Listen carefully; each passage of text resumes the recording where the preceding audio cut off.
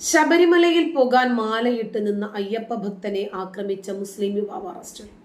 സിയാവുൽ ഹക്ക് എന്ന യുവാവിനെയാണ് പോലീസ് കസ്റ്റഡിയിലെടുത്തത്. പിന്നാലെ സിയാവുൽ ഹക്ക് അയ്യപ്പ ഭക്തന്റെ കാൽ തൊട്ട് വണങ്ങി മാപ്പപേക്ഷിക്കുകയും ചെയ്തു. ഇതിന്റെ വീഡിയോകളും പുറത്തു വന്നിട്ടുണ്ട്.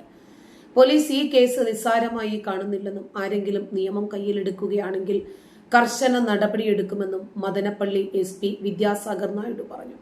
ഡിസംബർ 25 വൈകുന്നേരം KSRTC ബസ് സ്റ്റാൻഡിന് സമീപമാണ് സംഭവം. റോഡരികിൽ നിർത്തിയിട്ടിരുന്ന സിയാവുർ റഹ്മാന്റെ ഇരുചക്ര വാഹനം മാറ്റാൻ വെങ്കിടേഷ് ആവശ്യപ്പെട്ടതാണ് പ്രകോപനത്തിനിടയാക്കിയത്. സിയാവുൽ പിന്നീട് വെങ്കിടേഷിനോട് ദേഷ്യപ്പെടുകയും തർക്കിക്കുകയും ചെയ്തു. കഴുത്തിൽ കിടന്ന അയ്യപ്പമാല വലിച്ചു പൊട്ടിക്കുകയും ഷർട്ട് വലിച്ചു കീറുകയും ചെയ്തു.